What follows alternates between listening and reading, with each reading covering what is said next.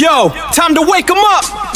Bonjour et bienvenue sur Discover 360. J'espère que cette chaîne vous plaira. Elle est consacrée à l'intelligence artificielle, au voyage et à la tech.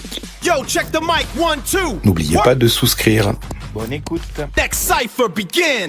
Bienvenue à tous. Alors, si vous utilisez Java dans des containers, vous connaissez sûrement ce casse-tête.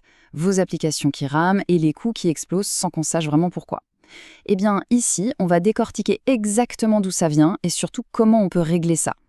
C'est vraiment la question que beaucoup de monde se pose. On nous vend la containerisation comme la solution miracle super simple et au final, on se retrouve avec des performances un peu bizarres et des factures cloud qui s'envolent. Et le plus frustrant dans tout ça, c'est que la plupart du temps, le problème ne vient même pas du code. Non.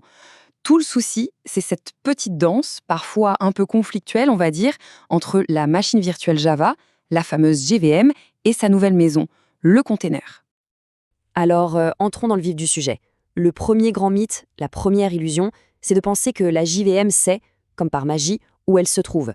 Le piège numéro 1, c'est de faire une confiance aveugle aux outils automatiques, surtout quand il s'agit de configurer les ressources. Et voilà comment ça se passe en pratique. Votre outil crée un conteneur, disons avec 4 Go de RAM. Super. Sauf que la JVM, laissée à elle-même, va peut-être se dire « Tiens, 1 Go, ça me suffit ». Et boum, votre application se retrouve à tourner avec un quart des ressources que vous pensiez lui avoir allouées. Donc la solution est simple, mais il faut y penser. Ne rien laisser au hasard. Il faut prendre le contrôle manuellement, en définissant explicitement la mémoire max avec XMX et le nombre de processeurs, on force la JVM à utiliser tout ce qu'on lui donne. C'est vraiment le réflexe de base à avoir. Et pour bien comprendre pourquoi ce problème existe, il faut faire un petit retour en arrière. Avant le JDK10, la JVM était, complètement aveugle au conteneur. Elle voyait les ressources de la grosse machine haute, pas les petites limites du conteneur. C'était la porte ouverte à toutes les erreurs de calcul. Heureusement, les choses ont bien changé. Aujourd'hui, la solution est donc vraiment simple, utiliser un OpenJDK récent. Le support des conteneurs y est activé par défaut depuis le JDK 10, ce qui veut dire que la JVM est enfin consciente de son environnement. C'est une simple mise à jour, mais l'impact sur la performance est juste énorme. Bon, ok, notre JVM n'est plus aveugle. C'est une bonne première étape. Mais maintenant, ça nous amène au deuxième gros morceau, la gestion de la mémoire. Et là, on va voir que ça va bien plus loin que de simplement régler la taille du tas Java. La question de base, la plus fondamentale, c'est de combien de mémoire le tas Java, le heap, a-t-il vraiment besoin? Parce qu'on sait tout ce qui se passe si on est trop juste, c'est le crash. Avec ce bon vieil ami, le out of memory error.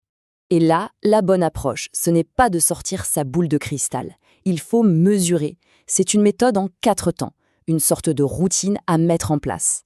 1. On active les logs du garbage collector. 2. On lance des tests de charge qui ressemblent à la vraie vie. 3. On analyse les résultats pour voir le pic d'utilisation de la mémoire. Et seulement à la fin, on règle le fameux "-XMX" en gardant une petite marge de sécurité. Mais attention, gros piège ici. Le tas Java, ce n'est que la pointe de l'iceberg. La JVM consomme aussi de la mémoire ailleurs, ce qu'on appelle la mémoire off-heap. Et si on oublie de la compter, le container peut dépasser la limite qu'on lui a fixée. Et là, le système ne fait pas de sentiment, il le tue, proprement, même si le tas Java semblait sous contrôle. Alors comment on fait pour voir tout l'iceberg? Eh bien, il y a des outils pour ça. Le meilleur, c'est le Native Memory Tracking. Avec une petite commande JCMD, on obtient l'empreinte mémoire complète et réelle de l'application. Plus de mauvaises surprises.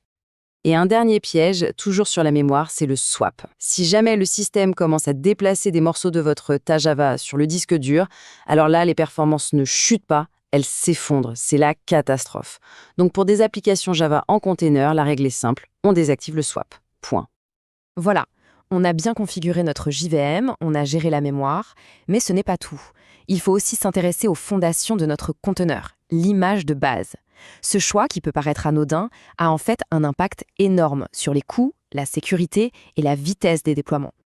Et là, la différence est juste spectaculaire. Quand on passe d'une image de base classique à une image super optimisée, on divise la taille par 10, parfois plus. Et ça, concrètement, ça se traduit par des déploiements beaucoup plus rapides et des factures de stockage qui fondent comme neige au soleil. Mais ce n'est pas qu'une question de taille, pas du tout. Une bonne image de base, ça veut dire aussi une sécurité bien meilleure, parce qu'il y a moins de choses à attaquer. Ça veut dire un support à long terme, donc moins de maintenance compliquée. Et le top, c'est quand elles sont optimisées spécifiquement pour faire tourner du Java. Bon, on a vu pas mal de choses. Alors, si on devait résumer tout ça, quels seraient les grands principes à garder en tête pour que Java en container soit enfin une réussite?